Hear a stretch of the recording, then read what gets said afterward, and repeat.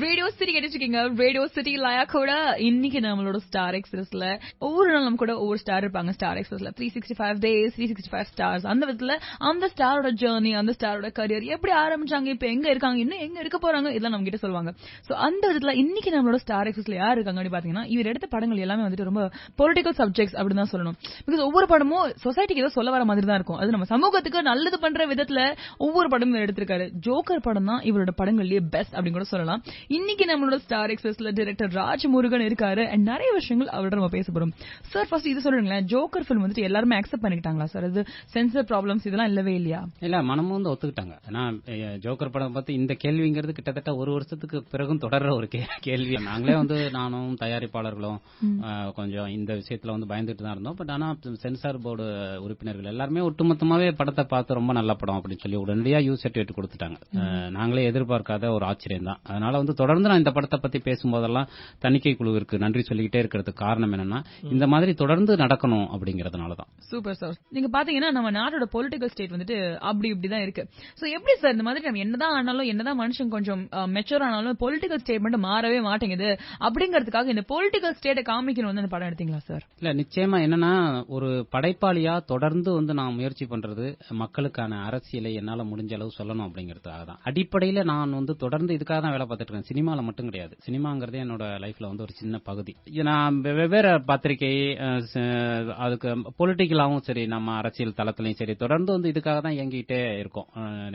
அதோடைய ஒரு பகுதி தான் சினிமா. சோ வந்து நான் நம்பக்கூடிய மக்களுக்கான அரசியலை பேசணுங்கிறதுக்காக தான் நான் இந்த சினிமாங்கிற ஒரு ஊடகத்திற்கு வந்தது. சோ அதனாலதான் ஜோக்கர் மாதிரியான படங்களை வந்து பண்ணணும்னு நினைக்கிறேன். தொடர்ந்து இந்த மாதிரி வெவ்வேறு வடிவங்கள்ல, ஆனா ஆர்ட் ஃபார்முக்குள்ள அதை சரியா சொல்லணும் அப்படின்னு நினைக்கிறேன். Super sir. சோ ஒரு ஜேர்னலிஸ்டா இருந்ததால தான் உங்களுக்கு வந்து நாட்டு நடப்பு இவ்வளவு ஸ்ட்ராங்கா தெரிஞ்சு நீங்க நல்ல படங்கள் டைரக்ட் பண்றீங்க அப்படின்னு சொல்லலாம். சார் ஒரு ஜேர்னலிஸ்டா நீங்க நாட்டை பத்தி நிறைய ரிசர்ச் எல்லாம் பண்ணிருக்கீங்க, நிறைய புத்தகங்கள் எல்லாம் படிச்சிருக்கீங்க.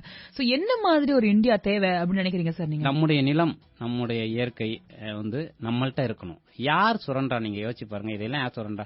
நம்மளால தேர்ந்தெடுக்கப்படுற பிரதிநிதிகள், நம்ம தெருவிலே இருக்கக்கூடிய இன்னொரு நபர் அப்படித்தானே சுரண்டாங்க. சோ அப்படி சுரண்டல் இல்லாத ஒரு அரசியல் அமைப்பை உருவாக்குவது, அதுதான் முதல் விஷயம். இரண்டாவது, இந்த அடிப்படையில் இருக்கக்கூடிய பிரிவினை இருக்கு இல்லையா, அந்த பிரிவினைகள் இல்லாத, இந்த விஷயங்கள் எல்லாம் இல்லாத ஒரு இந்தியா தான் நமக்கு தேவை. அதற்கு அடிப்படையில் அரசியல் எழுச்சி ஏற்படுவதற்கு முன்பாக அற எழுச்சி ஏற்படணும். அற எழுச்சினா என்னன்னா, மனம் சார்ந்த ஒரு எழுச்சி எல்லாருக்கும் தோணணும். நீங்க அந்த அதிகாரத்துக்கு போனா இதையே செய்வீங்க அப்படின்னா நீங்க போக வேண்டிய தேவையில்லை. அடிப்படையில் அது இல்லாத ஒரு பெரும் கூட்டத்தை, இந்த விஷயங்களை எல்லாம் தீவிரமாக தன்னியல்பாகவே எதிர்க்கிற, இதை நான் செய்ய மாட்டேன், நான் லஞ்சம் கொடுக்க மாட்டேன், நான் சாதி பார்க்க மாட்டேன் அப்படிங்கிற விஷயத்தை ஒவ்வொருவரும் முதல்ல உணரணும். அதற்கு உண்டான ஒரு பெரிய அரவழ்ச்சி உருவாகிற, இதெல்லாம் இல்லாத இந்தியா தான் நமக்கு தேவை. Super sir.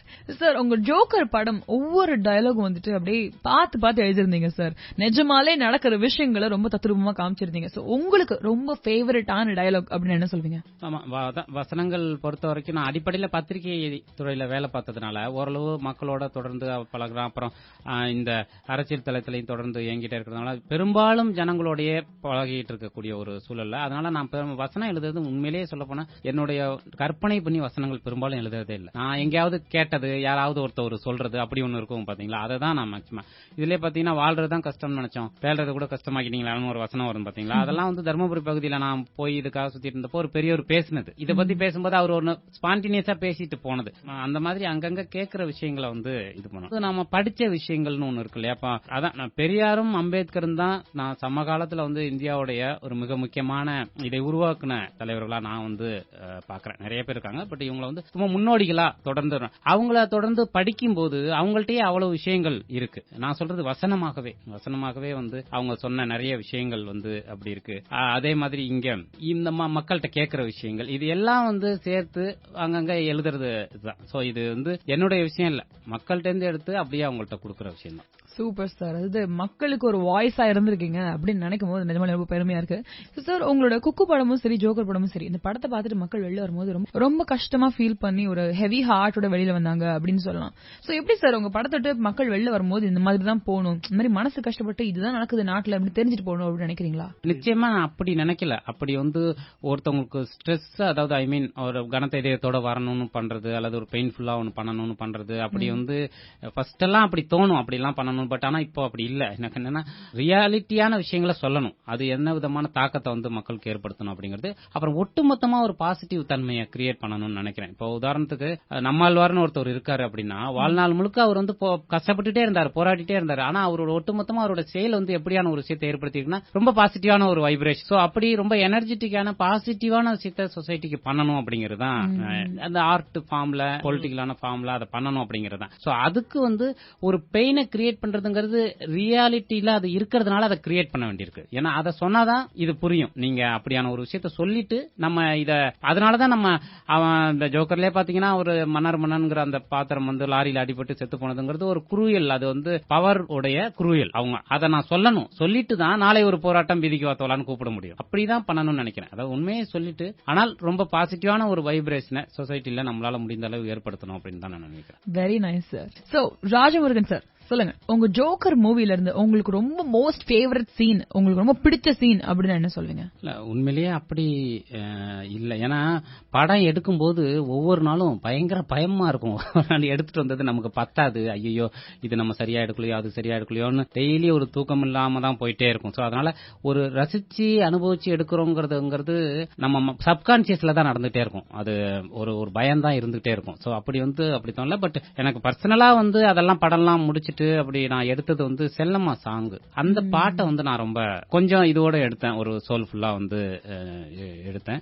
சோ தியேட்டர்லயும் அதுக்கு உண்டான ஒரு இதுவா இருந்தது. சோ அந்த பாட்டை சொல்லலாம். Super sir. சார் இப்ப கடைசியா உங்க ஜோக்கர் படத்துல நீங்க சொல்ல வேண்டியது எல்லாத்தையுமே சொல்லிட்டீங்களா, இல்லனா சில சீன்ஸ் வந்துட்டு ஹோல்ட் பேக் பண்ணீங்களா? இது சொல்ல வேணாம் அப்படி சொல்ல சில சீன்ஸ் ஹோல்ட் பேக் பண்ணீங்களா? அதாவது சில சீன்ஸ் நீங்க போடாம பண்ணாம வச்சீங்களா? இல்ல, ஒரு திரைப்படத்துக்குள்ள இவ்வளவுதான் சொல்ல முடியும்னு சில விஷயங்கள்லாம் இருக்கு. அது ஒரு திரைக்கதை, அந்த திரைக்கதைக்குள்ள சொல்றது அப்படிங்கிறது.